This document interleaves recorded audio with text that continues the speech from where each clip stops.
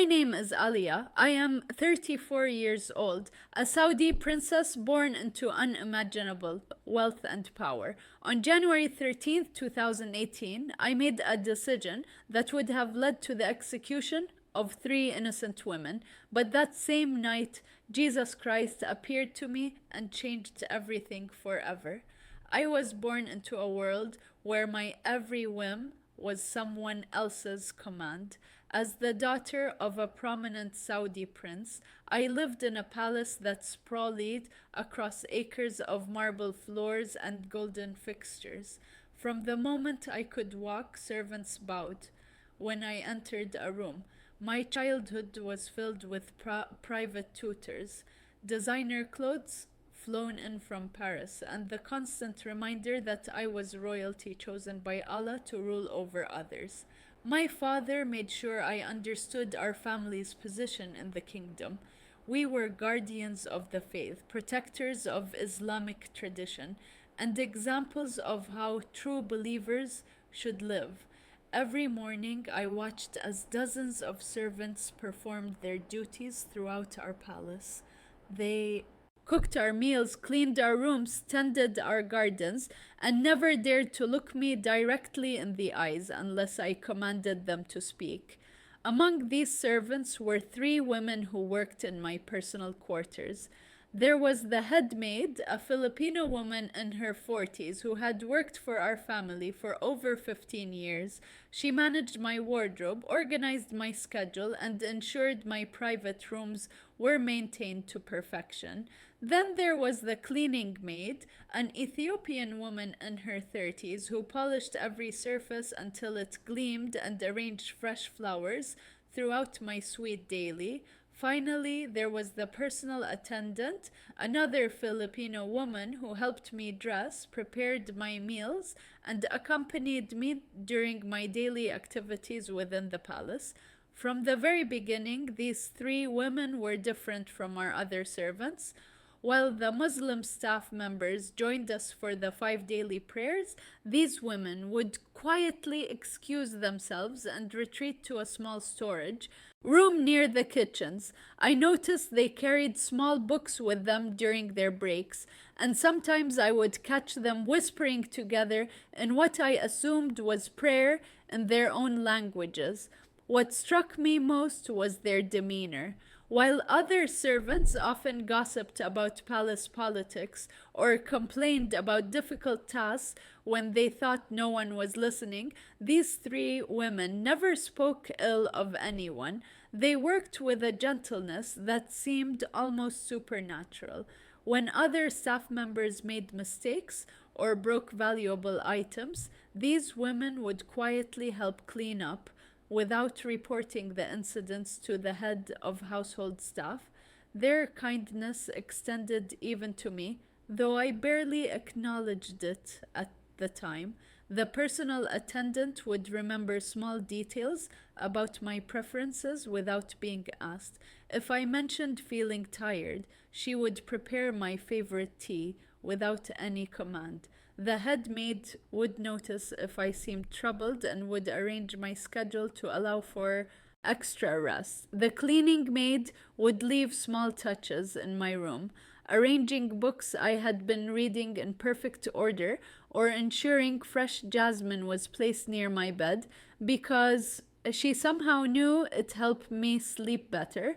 But what began to irritate me was their quiet refusal to participate in our Islamic practices. During the call to prayer, while every other servant would stop their work and join us in worship, these three would respectfully bow and ask permission to step away. They never made a show of their departure, never drew attention to their difference, but their absence began to feel like a statement. My father first brought this to my attention during one of our weekly discussions about household management. He had noticed their behavior and questioned me about why I allowed non Muslim servants to openly practice their faith in our home. According to him, it was not just disrespectful to our family, but potentially dangerous to our standing in the community. Other royal Families, he warned, would question our commitment to Islamic principles if word spread that we tolerated Christian worship under our roof. The religious council that advised our family was even more direct in their concerns. During a formal meeting about household security, the head cleric specifically mentioned the three maids. He explained that their presence was creating a spiritual contamination in our home. Their prayers to Jesus Christ, he said, were an insult to Allah and could bring divine punishment upon our entire household. He recommended that I either convert them immediately or remove them from service. Ask yourself this question: have you ever let pride convince you that you were better than others because of your birth or beliefs? Looking back now, I can see how these conversations planted seeds of resentment in my heart. What had once seemed like simple religious difference began to feel like personal defiance. Their gentle refusal to join our prayers started to appear as stubborn rebellion against my authority. I began watching them more carefully, looking for signs of disrespect or insubordination. I started timing their prayer breaks to see if they were taking longer than Muslim servants took for their worship. I listened at doors to try to understand what they were saying during their quiet conversations. I even searched their personal belongings, looking for evidence of any activities that might justify my growing suspicion that they were somehow mocking our faith. The more I observed them, the more their peace irritated me. They never seemed troubled by the political tensions in the palace. They never appeared worried about job security or advancement. When other servants would stress about pleasing the family or avoiding punishment for mistakes, these three women maintained a calmness that I began to interpret as arrogance. How dare they remain so serene in my presence? How dare they find joy and contentment while serving in my household without embracing the faith that made our family great? Their very existence in my daily life became a constant reminder that there were people who did not need my approval or my family's religion to find happiness. This realization gnawed at me more each day. I want you to understand something. I was not born evil, but power and religious pride had hardened my heart like stone, and I was about to make a decision that would change everything. The breaking point came on a quiet Tuesday afternoon in early January. I had returned to my quarters earlier than usual and was walking toward my private study when I heard something that stopped me cold. Soft singing was drifting from my bedroom, gentle voices harmonizing in a language I did not recognize. The melody was beautiful, almost haunting, but what filled me with rage was the realization that these servants were conducting some kind of religious ceremony in my most private space. I pressed myself against the wall and listened more carefully. The three maids were cleaning my room while singing what I now know were Christian hymns. Their voices blended together with a joy and reverence that I had never heard in any Islamic prayers. The personal attendant was dusting my dresser, the head maid was arranging fresh linens on my bed, and the cleaning maid was polishing the mirrors, all while participating in this unauthorized worship service. What enraged me most was not just the singing itself, but the expression of pure happiness on their faces when I finally stepped into the room. They did not look guilty or embarrassed at being caught. Instead, they smiled at me with the same gentle warmth they always showed, as if their secret worship was simply another part of their daily routine. They stopped singing immediately and bowed respectfully, but I could see in their eyes that they felt no shame for what they had been doing. That evening, I sought out my father in his private office. I told him exactly what I had witnessed and demanded guidance on how to handle this blatant disrespect. His response was swift and decisive. He reminded me that our family's reputation depended on maintaining Islamic purity in every aspect of our household. These women, he said, were not just servants who happened to be Christian, they were active practitioners of a foreign religion who were contaminating our sacred space with their prayers. He arranged for me to meet with the head cleric the following morning. This religious advisor, a man whose counsel carried weight throughout the kingdom, listened to my account with growing concern. According to Islamic law and royal protocol, he explained, I had every right and responsibility to demand religious conformity from anyone living under our roof. These women were not just employees, but members of our household, and their continued practice of Christianity was an ongoing insult to Allah and our family's honor. The head cleric recommended that I offer them a formal choice: immediate conversion to Islam or removal from service. But he also warned that simply dismissing them might not be sufficient. If they were bold enough to worship openly in a royal household, they might spread stories about their time with our family that could damage our reputation. Other Christian servants might hear about their experience and assume they too could practice their faith freely in royal homes. This could not be allowed to happen. 2 days later, I called the three maids to meet with me in the formal reception room, normally reserved for important palace business. I wanted them to understand the seriousness of the situation. When they entered, they showed the same respectful demeanor they always displayed, bowing appropriately and waiting for me to speak. But I could see a quiet strength in their posture that only increased my irritation. I told them directly that their continued practice of Christianity in our household was unacceptable. I explained that they were living in a Muslim home, supported by Muslim generosity and protected by Muslim authority. In exchange for these privileges, they owed complete respect to our faith and our customs. I gave them a simple choice: convert to Islam immediately and renounce their Christian beliefs, or face the consequences of their disobedience.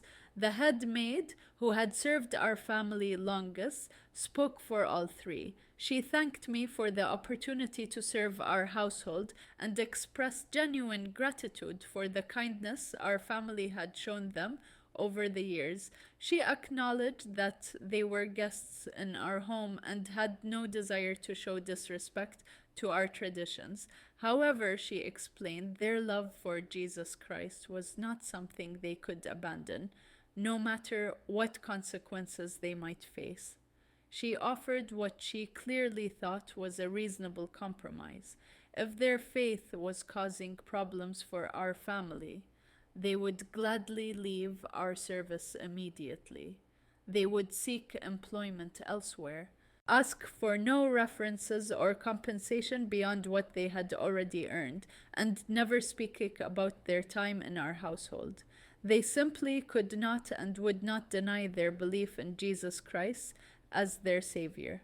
The personal attendant and cleaning maid nodded in agreement with everything the head maid had said.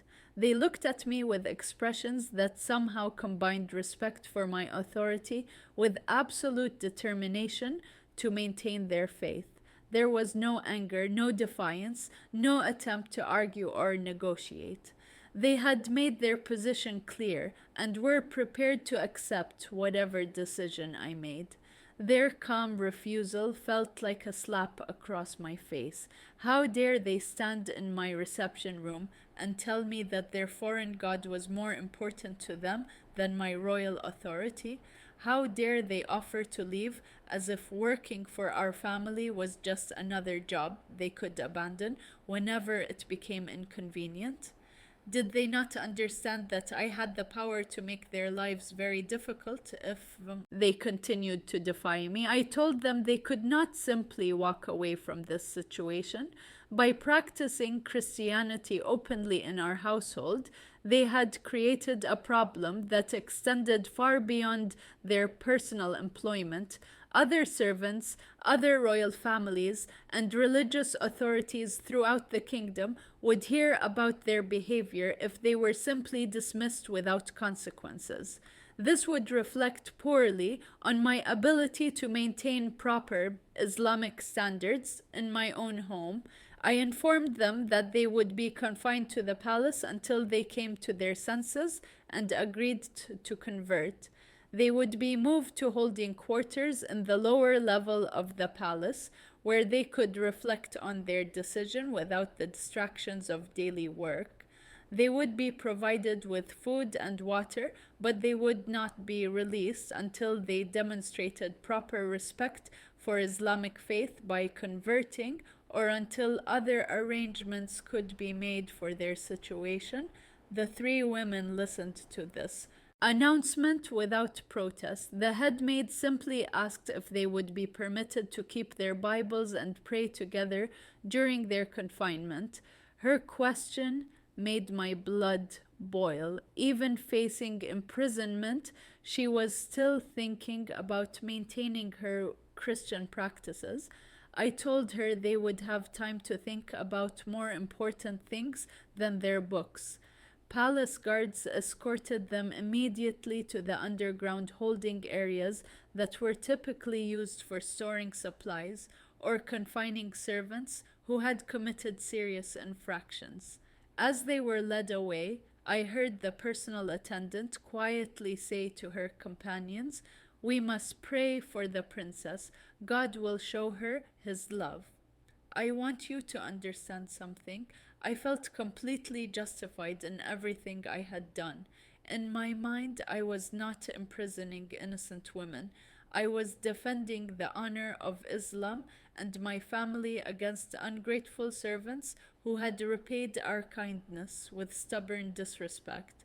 I believed I was being merciful by giving them time to reconsider their foolish loyalty to a false religion instead of simply having them punished immediately for their disobedience. But as I watched them disappear down the stairs toward their prison, something uncomfortable stirred in my chest. For just a moment, I wondered if their peace in the face of punishment was genuine, or if they were simply better at hiding their fear than I had expected. The underground holding area of our palace had been designed centuries ago as storage for grain and supplies during times of siege. The thick stone walls and heavy wooden doors created perfect isolation from the main household activities above. I had ordered the guards to place the three women in separate but adjacent cells, thinking that solitary confinement might break their resolve more quickly than allowing them to encourage each other. But within hours of their imprisonment, I began to hear something that defied every expectation I had about how prisoners should behave. Soft singing drifted up through the stone floors into my quarters above. The same gentle harmonies I had heard in my bedroom were now echoing from their cells, even more beautiful somehow in the hollow acoustics of the underground chambers. They were not weeping, not begging for release, not crying out for mercy. They were worshipping. The head of palace security informed me that the women had immediately asked for permission to pray together, even though they were in separate cells. When this was denied, they had simply begun praying and singing from their individual spaces, their voices carrying through the stone walls so clearly that they could maintain their worship as a group. The guards reported that they took turns leading prayers throughout the day, creating an almost constant stream of Christian worship in what was supposed to be their place of punishment. I decided to visit them on their second day of confinement. I wanted to see for myself whether their apparent peace was genuine or simply a performance designed to manipulate me into releasing them. When I descended the stone steps into the underground chambers, accompanied by two guards, the singing stopped immediately. But what I found when I looked into their cells shocked me more than continued defiance would have. The head maid was sitting calmly on the simple wooden bench that served as both chair and bed in her cell. Her hair was neatly arranged, her servant's uniform was clean despite 2 days of imprisonment, and she looked up at me with the same gentle smile she had always shown when greeting me in my chambers.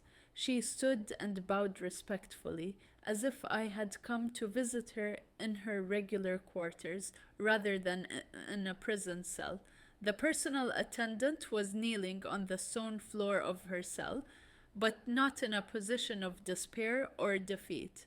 She appeared to be praying, and when she heard my footsteps, she rose gracefully and turned to face me with an expression of genuine concern, not concern for her own situation, but concern for me. She asked softly if I was well, and if there was anything she could do to serve me, even from her current circumstances.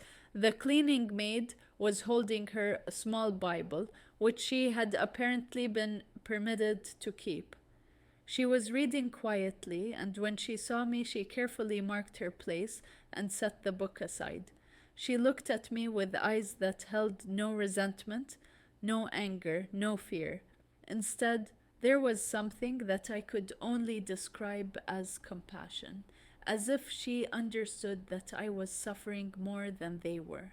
I demanded to know how they could maintain such attitudes when they were facing serious consequences for their stubborn refusal to convert. The head maid responded that they were grateful for the opportunity to pray and study together without the distractions of daily work.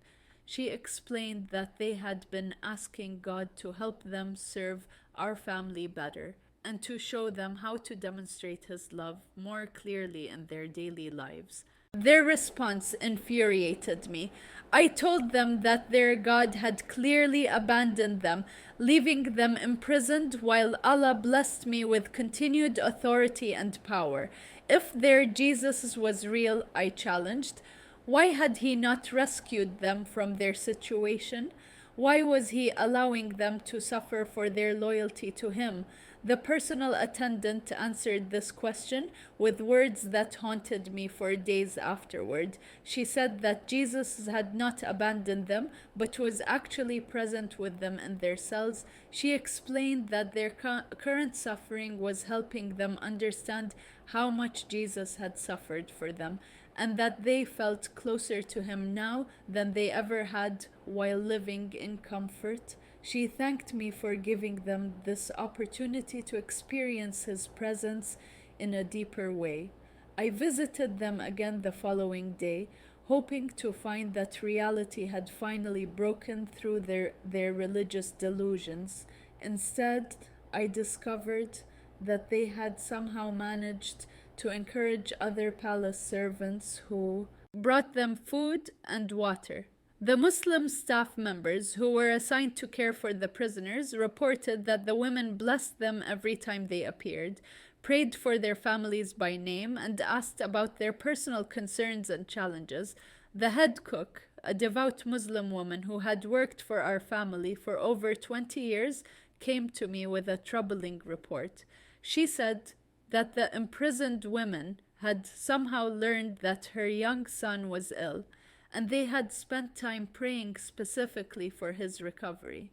When the boy's fever broke the next day, the head cook was confused about whether their prayers had been effective. She wanted to know if she should continue taking food to people whose God might actually have power to heal. Each time I left those cells, I felt more empty and more angry. Their joy in suffering was like a mirror showing me my own misery. Here I was, with unlimited wealth, absolute authority over hundreds of people, and the respect of the most powerful families in the kingdom. Yet I felt constantly frustrated, unsatisfied, and filled with rage. Meanwhile, thus three women, locked in stone cells with only bread and water, seemed to possess a contentment and peace that I could not understand or destroy. Have you ever met someone whose peace in the face of death made you question everything you believed about life? Their behavior began to disturb my sleep and distract me during my daily activities. I found myself thinking about their strange reactions when I should have been focused on palace business or social obligations. Their supernatural calm in the face of punishment was more unsettling than any amount of crying or begging would have been. By the end of their first week of imprisonment, I realized that confinement was not changing their hearts or weakening their resolve. If anything, they seemed stronger and more committed to their faith than they had been when they were simply working as servants in my household. I began to consider that more drastic action might be necessary to resolve this situation once and for all. The religious council met with me again to discuss the next steps in handling these obstinate women. The head cleric reminded me that Islamic law was clear about the fate of those who openly rejected opportunities to embrace the true faith. Since they had refused conversion even when faced with imprisonment, they had demonstrated that they were enemies of Allah who would continue to spread their corrupting influence wherever they went.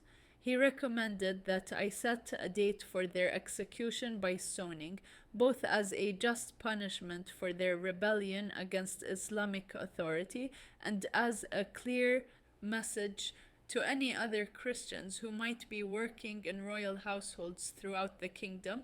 This would demonstrate that our family was serious about maintaining religious purity and would not tolerate continued defiance of Islamic principles. I scheduled their execution for January 13th, exactly 2 weeks after their initial imprisonment.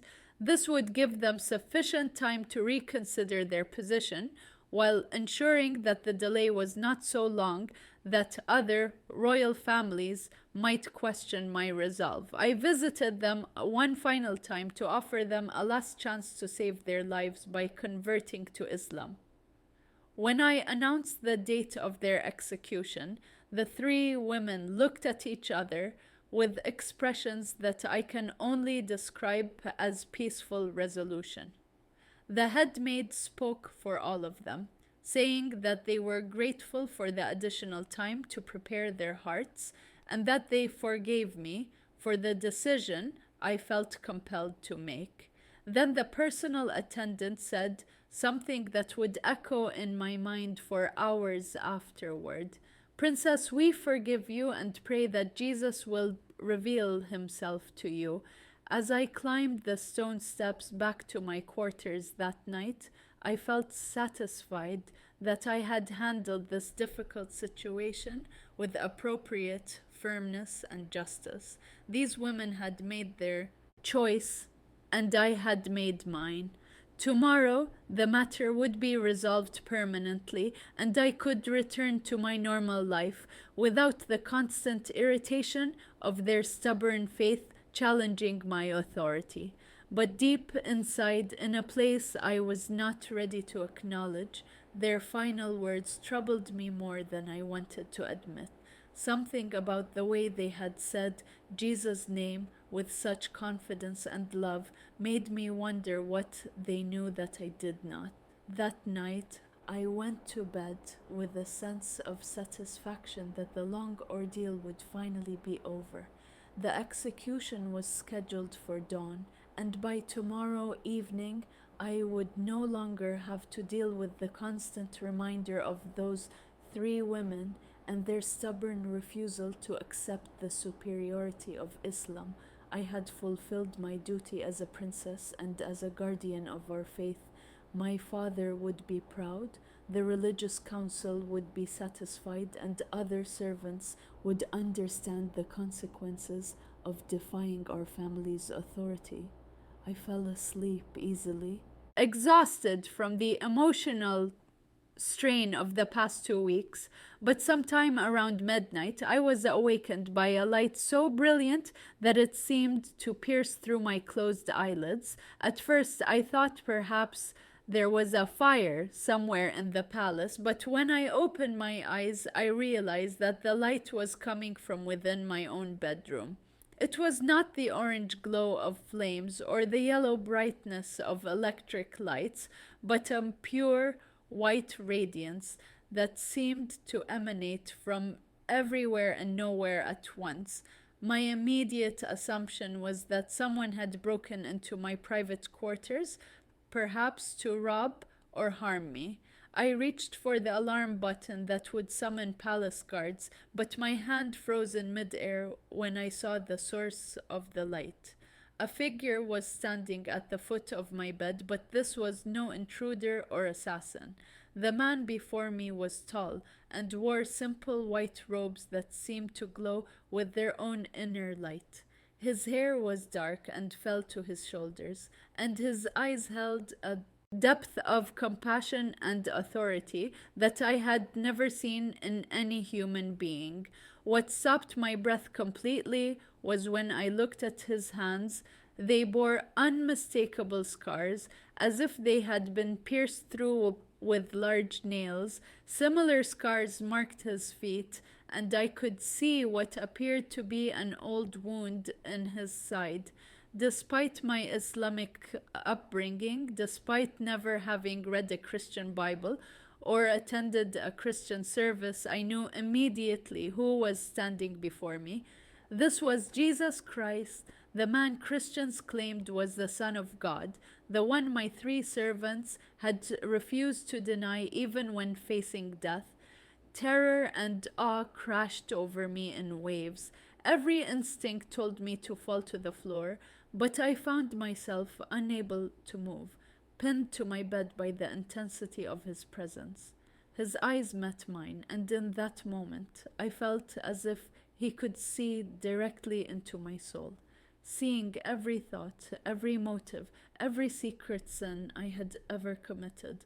But instead of condemnation, what I saw in his face was an overwhelming sadness mixed with inexplicable love. When he spoke, his voice was gentle but carried an authority that seemed to resonate through every fiber of my being. Aliyah, he said, and hearing my name from his lips made me realize that he knew me completely, better than I knew myself. Why do you persecute those who love me? Before I could answer, the room around me seemed to shift and change. Suddenly, I could see the underground cells where my three servants were being held, but I was seeing them in a way I had never seen them before. I watched the head maid kneeling in prayer, and I could somehow hear her words. She was not praying for her own deliverance or safety. Instead, she was asking God to touch my heart and help me understand His love. She was praying that I would come to know Jesus personally and find the peace and joy that had sustained her through years of service and now through imprisonment. I saw the personal attendant reading from her small Bible. But again, I could somehow understand what she was focusing on. She was reading about Jesus' prayer for those who crucified him. Father, forgive them, for they do not know what they do. As she read these words, she was applying them directly to me, asking God to forgive me for my actions because I did not truly understand what I was doing when I condemned them to death. The cleaning maid was singing softly, the same hymns I had heard throughout their imprisonment. But now I could understand the words, and they were not songs of complaint or despair. They were songs of praise to Jesus for his love, his faithfulness, and his presence with them Even in their darkest circumstances, she was thanking him for the opportunity to suffer for his name and asking him to use their situation to bring glory to himself. Jesus turned his attention back to me, and I felt the full weight of his gaze. Do you see, Alia? These women reflect my love, while you have reflected hatred. They forgive as I forgive, they love as I love, they sacrifice as I sacrifice.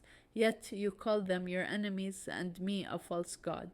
Then, in a moment that shattered every foundation of my understanding, Jesus began to show me my own heart as God saw it. I saw the pride that had driven me to consider myself superior to others simply because of my birth. I saw the anger that had consumed me when people did not bow to my will. I saw the emptiness that all my wealth and power had never been able to fill. I saw the fear that lurked beneath my confident exterior, the fear that my life had no real meaning or purpose beyond maintaining my status. But worse than seeing my sins was seeing their consequences. I saw how my treatment of servants had crushed the spirits of countless people over the years. I saw how my religious pride had blinded me to the genuine faith and love that others carried in their hearts. I saw how my actions tomorrow would not just end 3 lives, but would send a message of hatred and oppression that would affect Christian servants throughout the kingdom. The weight of this revelation should have destroyed me, but instead of crushing condemnation, I felt something I had never experienced before. Jesus was showing me his heart toward me, and it was filled with the same love I had seen him demonstrate toward my 3 servants. Despite everything I had done, despite the hatred I had carried, despite the murders I was planning to commit in just a few hours, he loved me with a love that was deeper and more pure than anything I could comprehend. This is how I love you even now, he said, and I understood that his love was not dependent on my performance, my status, or my religious affiliation. He loved me as completely in my sin as he loved my servants in their faithfulness. The difference was that they had received his love and allowed it to transform them, while I had spent my entire life rejecting it without even knowing what I was rejecting. Jesus showed me what my life could become if I surrendered to him. I saw myself using my wealth and position to help rather than oppress, to serve rather than dominate, to love rather than hate. I saw the peace and joy that could replace the constant anger and emptiness that had defined my existence. I saw a purpose for my life that extended far beyond maintaining my family's reputation or accumulating more power. But he also showed me the joy that stood before me. I could continue on my current path, executing these women and hardening my heart further against his love, or I could surrender my life to him and allow him to transform me as completely as he had transformed my servants. The choice was mine, but I now understood exactly what I was choosing between. Jesus did not come to condemn me. He came to show me what real love looked like, and it looked exactly like those maids I had imprisoned. And their faithfulness, their forgiveness, their joy in suffering, and their prayers for my salvation, they had been showing me Jesus himself. They were not my enemies. They were God's messengers, sent to demonstrate his love, and the only way my proud heart might be able to receive it. As this understanding flooded through me, I felt my heart breaking and reforming at the same time. Every defense I had built, every justification I had constructed, every proud thought I had harbored crumbled under the weight of his perfect love. I fell from my bed to my knees, overwhelmed by the magnitude of what I had almost done and the incredible mercy being offered to me. despite it all.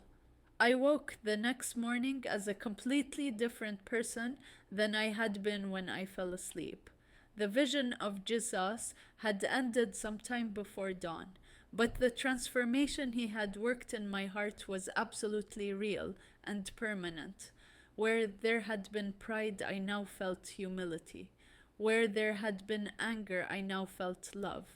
Where there had been emptiness, I now felt a fullness and purpose I had never known existed. Most urgently, where there had been hatred for my three servants, I now felt overwhelming gratitude for the way they had demonstrated Christ's love to me. The first light of dawn was beginning to filter through my bedroom windows, and I realized with horror that the execution was scheduled to begin within the hour.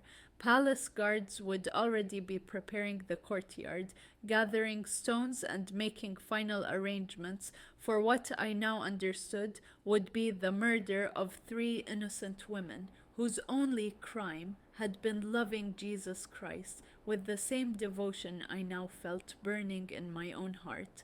I threw on my robe and ran from my quarters toward the underground cells, my bare feet slapping against the cold marble floors. Several early rising servants saw me rushing through the corridors in my night clothes, but I did not care about maintaining royal dignity. Nothing mattered except reaching those women before it was too late to stop what I had set in motion. The palace guards stationed outside the dungeon entrance looked startled when I appeared, breathless and frantic, demanding immediate access to the prisoners. They reminded me that the execution was scheduled to begin soon and suggested that any final questioning could wait until after the sentence had been carried out. When I told them I was canceling the execution and ordering the immediate release of all three women, they looked at each other in confusion and asked for clarification. I realized that my sudden reversal would seem inexplicable to everyone who had been involved in carrying out my previous orders. How could I explain that Jesus Christ had appeared to me in the night and completely transformed my understanding of everything I had believed about faith, authority, and love? How could I make them understand that I now knew these women were not criminals deserving death, but servants of the true God who had been trying to show me his love? Instead of attempting explanations that would only delay their release, I simply asserted my royal authority and commanded that the cells be unlocked immediately. The guards had no choice but to comply with direct orders from a member of the royal family, though I could seek questions and concern in their expressions as they fumbled with the heavy keys. When the first cell door swung open, the head maid looked up at me with the same gentle expression she had worn throughout her imprisonment. But now I could see what I had been blind to before. Her face reflected the same peace and love I had seen in Jesus' face during my vision. She stood slowly and bowed respectfully, not with the fear of a condemned prisoner facing her executioner, but with the dignity of someone who had spent the night in prayer and was prepared for whatever God allowed to happen. In that moment, I understood that I had been the one in prison all along, imprisoned by hate, by pride, by false religion. These women had been free even in their cells because they carried Christ's love in their hearts. I had been in bondage even in my palace because I had been separated from the source of all true freedom. I fell to my knees in front of the head maid, shocking both her and the guards who were witnessing this unprecedented scene. Through tears that I could not control, I confessed that I had been completely wrong about everything. I told her that Jesus had appeared to me in the night and shown me the truth about who he was and who I was. I begged her forgiveness for the suffering I had caused and the terrible injustice I had almost committed. Her response demonstrated the very love that Jesus had shown me in my vision. Instead of expressing relief at her narrow escape from death, or anger at the treatment she had endured, she immediately began praising God for answered prayer. She told me that the three of them had been praying throughout the night for God to touch my heart and reveal His love to me. She said they had been believing that God would use their situation to bring me into His kingdom. By now, the other two women had been released from their cells and were standing nearby listening to our conversation with expressions of amazement and joy. When I turned to them and repeated my confession and plea for forgiveness, they responded with the same gracious love their colleague had shown. The personal attendant told me that they had never stopped praying for my salvation, and the cleaning maid said that she was grateful God had used their suffering to accomplish His perfect plan. Their immediate forgiveness and joy over my conversion overwhelmed me with a sense of God's incredible mercy. Here were three women who had spent 2 weeks in prison facing execution because of my hatred and pride. Yet their first response to my transformation was not relief for themselves, but celebration that God had saved my soul. This reaction confirmed everything Jesus had shown me about the character of His true followers. I knew that their safety was still in jeopardy as long as they remained in Saudi Arabia. My own conversion would have to remain secret for now, but their status as Christians who had refused to convert was known throughout the palace staff and religious council, even though I could protect them temporarily using my royal authority. Their long-term safety required getting them out of the country as quickly as possible. I arranged for them to be given immediate travel documents and safe passage to the Philippines, where they could reunite with their families and live freely as Christians. Using my personal funds, I provided them with enough money to ensure they would never have to work as servants again unless they chose to do so. It was a small gesture compared to what they had suffered, but it was the beginning of my new life of using my resources to serve others rather than oppress them. As they prepared to leave the palace, the head maid asked if she could pray for me. Standing in the same dungeon where they had spent 2 weeks, facing death for their faith, she placed her hand on my shoulder and asked God to protect me, strengthen my new faith, and use my life for His glory. She prayed that I would find ways to serve Him even in the dangerous circumstances of living as a secret Christian in a Muslim royal family. I realized as I watched them walk away to freedom that I was not losing 3 servants. I was gaining 3 sisters in Christ. They had given me something infinitely more valuable than any service they had performed in my household. They had given me Jesus, and through Him they had given me eternal life, true purpose, and a love that could never be taken away. The irony was not lost on me that the very people I had tried to destroy for their faith had become the instruments God used to save my soul. Their faithfulness in the face of persecution had been the exact demonstration of Christ's love that my hard heart needed to see. Their refusal to deny Jesus even when facing death had shown me what real faith looked like and what it was worth. I'm asking you now, just as someone who nearly became a murderer would, what are you willing to risk for the truth? These women had been willing to risk everything for their love of Jesus, and their willingness had not only saved their own lives, but had also saved mine. God had turned my intended act of religious persecution into His perfect plan for bringing me into His kingdom. The days following my conversion brought a reality I had never anticipated. Living as a secret Christian in Saudi Arabia, especially as a member of the royal family, meant walking a tightrope between my new faith and the dangerous expectations of everyone around me. I had to continue attending Islamic prayers, participating in religious discussions, and maintaining the appearance of a devout Muslim princess while my heart belonged entirely to Jesus Christ. Every morning, when the call to prayer echoed through the palace, I would join the household in Islamic worship. While silently praying to Jesus, I learned to move through the motions of Islamic rituals while my mind was filled with Christian prayers and praise. During religious discussions with my father and the clerics, I had to nod appropriately while inwardly disagreeing with everything being said about Christianity and Jesus.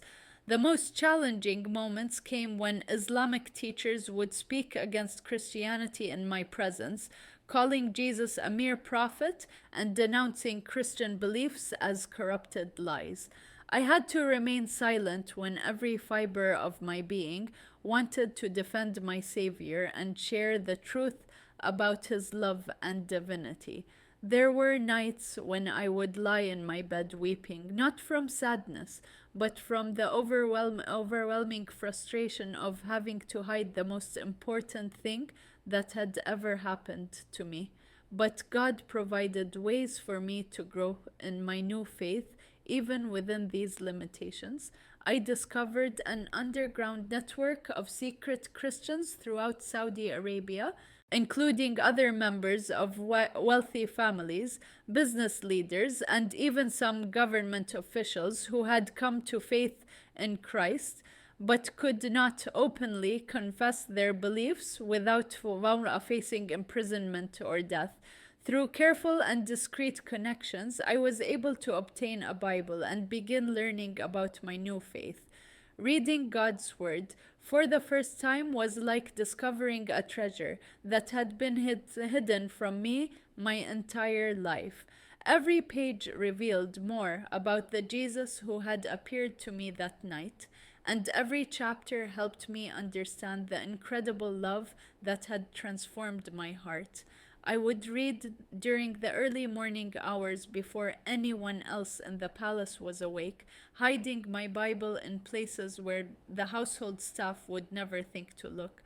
The secret Christian network also provided me with opportunities to put my new faith into action.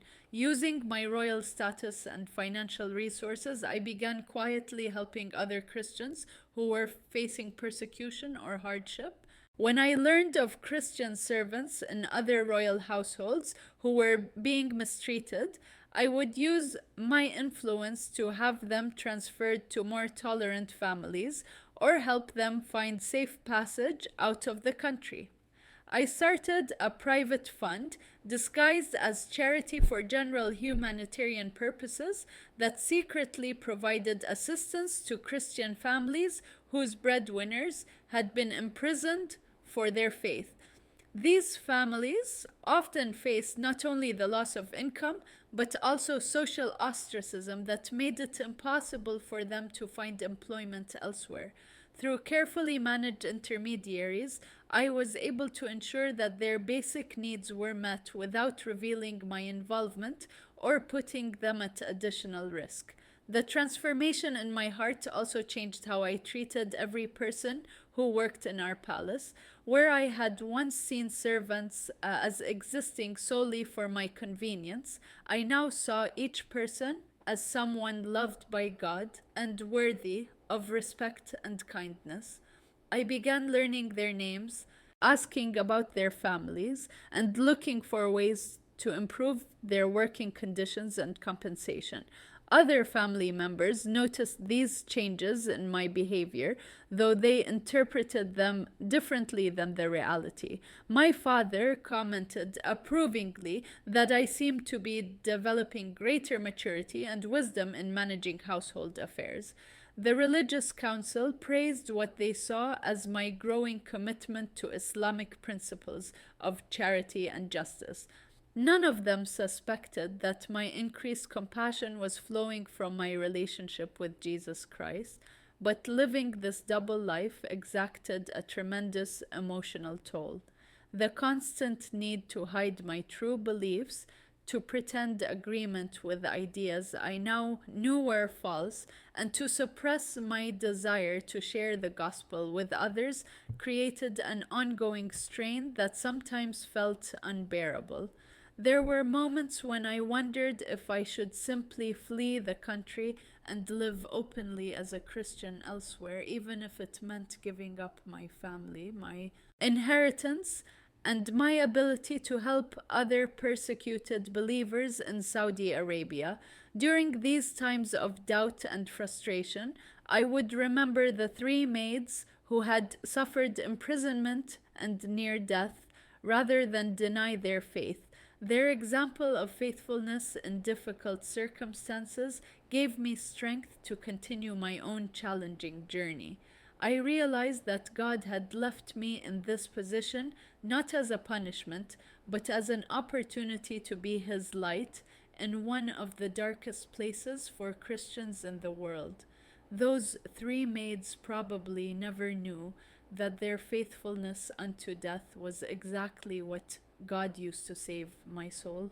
Their willingness to suffer for Jesus, their continued love and forgiveness toward me even as I condemned them, and their unwavering joy in the midst of persecution had been the perfect demonstration of Christ's love that my hard heart needed to see.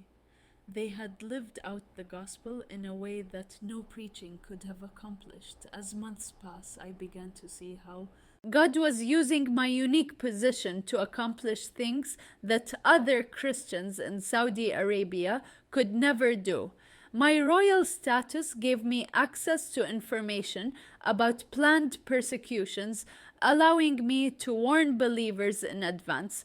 My wealth provided resources that could help Christian families escape or survive periods of intense pressure.